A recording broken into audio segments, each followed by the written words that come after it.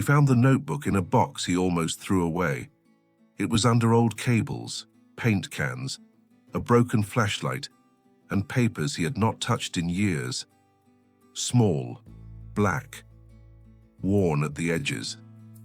The kind of notebook a man buys when he still believes his thoughts are going somewhere. He sat on the garage floor, holding it with both hands, and for a while he did nothing. He did not open it. He did not read the first page. He did not even move his thumb from the cover, because he already knew what was inside.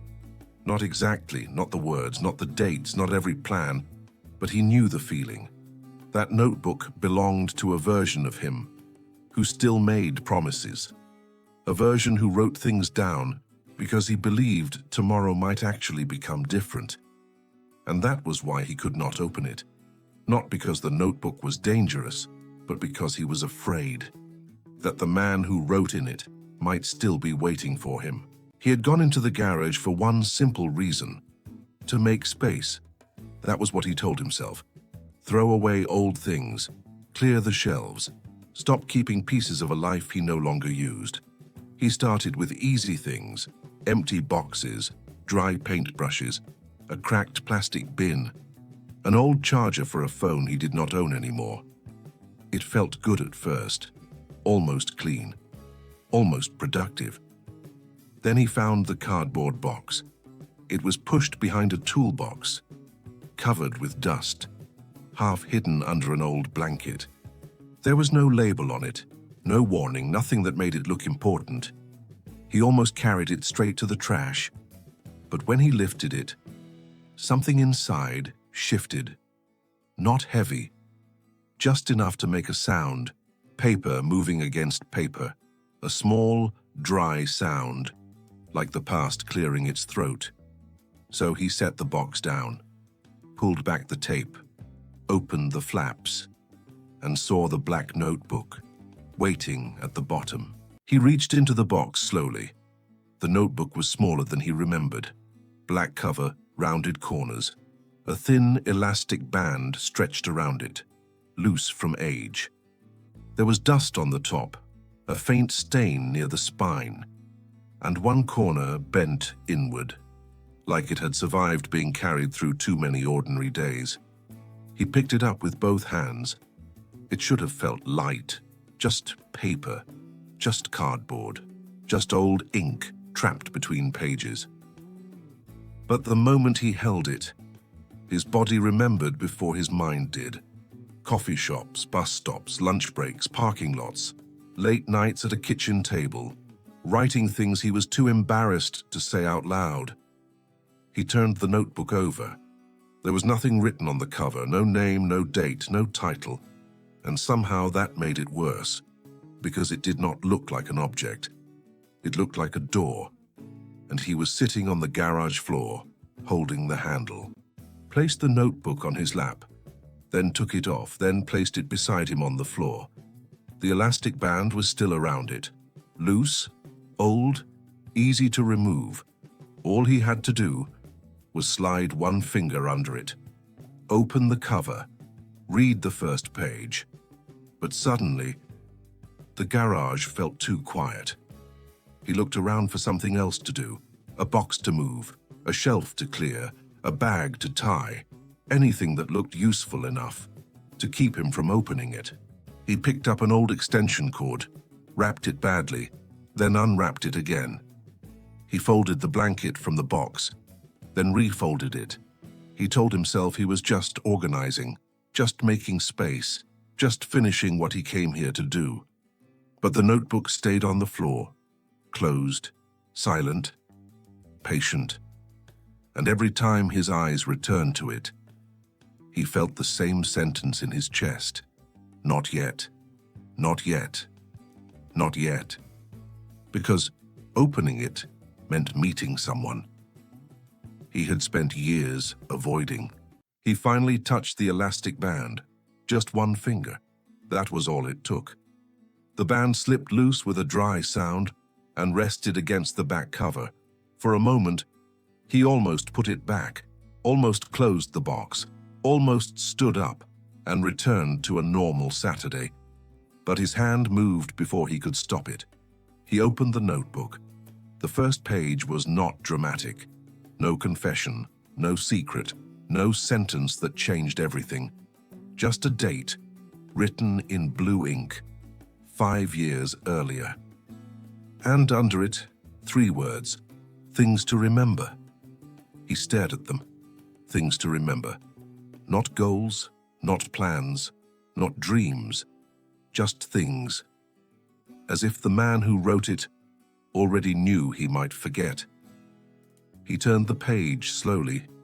The paper made a soft sound, thin and fragile, like something that had been waiting too long. And then he saw the first line. Do not become someone who only survives the weak. He read the line again. Do not become someone like who only survives the weak. Then he turned the page.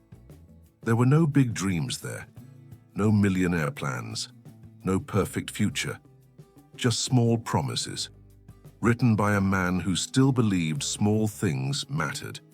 Call Dad on Sundays, walk after dinner, read before bed, take 1 weekend without working, learn 1 song on guitar, drive somewhere with no reason. He almost smiled at that one. Drive somewhere with no reason. He had written it like a rebellion, like wasting an afternoon on purpose was a kind of freedom. He kept turning pages. Some lines were crossed out, some were unfinished. Some were just single words: lake, morning, honesty, less noise. He stared at the handwriting and felt something quiet move in him.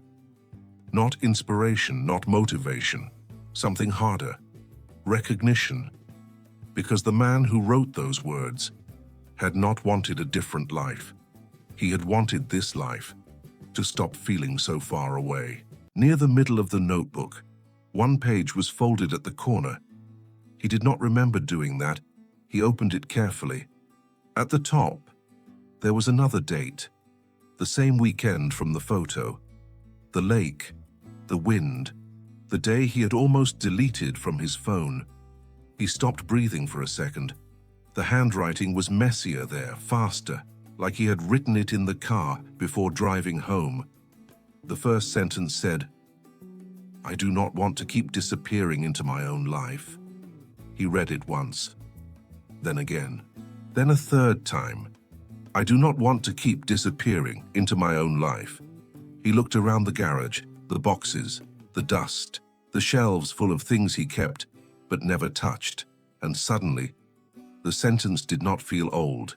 It felt current, like the younger man had written it, not 5 years ago, but that morning. He turned the page. There was only 1 more line underneath. When I get home, I need to change something small before I forget this feeling. He stared at that line and realized he had forgotten it anyway. He turned the next page, then the next. For a while, there was almost nothing, a grocery list, a phone number with no name. 1 sentence crossed out so hard, he could not read it anymore. Then blank pages, many of them, clean, unused, waiting. That was the part that hurt most. Not what he had written, but what he had not. All the mornings he could have written something. All the nights he had something to say, but chose a screen instead. All the quiet thoughts that came and left, because he was too tired to catch them. He ran his thumb across the empty paper. It felt strange, to miss words that had never existed. He had not destroyed that version of himself in 1 moment. He had stopped showing up for him on page by page and week by week, until the notebook became what his life had become, not finished, not ruined, just left open and slowly abandoned. He found a blank page near the end. For a while, he just looked at it. No crossed-out words, no old promises, no younger version of himself trying to explain anything. Just empty space. He reached into the box, found an old pen, and pressed it against the paper. Nothing came out. He shook it once, then again. A thin blue line finally appeared. His hand stayed there, waiting for a sentence. But no sentence came. That scared him more than the old pages. Because years ago, he had been afraid of losing time. Now he was afraid he had lost language. He did not know what to write. A goal felt too big. A dream felt dishonest. A plan felt like pretending. So he stopped trying to sound brave. He wrote the only true thing he had. I don't know what I want anymore. He stared at the sentence. It looked small, almost embarrassing. But it was honest. And for the first time that morning, the notebook did not feel like a door to the past. It felt like a place where he could finally stop lying. He kept looking at the sentence. I don't know what I want anymore. A few years ago, he would have hated that line. It would have sounded weak, unclear, unfinished, like failure. But sitting there on the garage floor, with dust on his jeans, and the old box beside him, it felt strangely clean. No performance, no plan, no pretending he was fine. Just one honest sentence, on a page that had waited years for him. He turned the pen in his fingers, then wrote another line. I miss being someone who noticed small things. He stopped. That one hurt, because it was true. He used to notice light through windows, songs playing in stores, the smell of rain on pavement, the way an empty road could feel like permission. Now most days passed through him without leaving anything behind. He looked at the notebook again, not as proof that he had failed, not as proof that he was too late, but as proof that some quiet part of him still knew how to tell the truth. He did not put the notebook back in the box, not this time. He closed the old cardboard flaps, pushed the box aside, and stayed on the garage floor, with the notebook still open on his lap. The page was no longer empty. It did not have a plan. It did not have an answer. It only had the truth. I don't know what I want anymore. I miss being someone who noticed small things. He read both lines again. Then he placed the notebook on a small shelf, where he could see it from the door. Not hidden, not buried, not waiting at the bottom of a box. The notebook was still there, open, quiet, unfinished, and for the first time in years, that did not feel like failure. It felt like a beginning.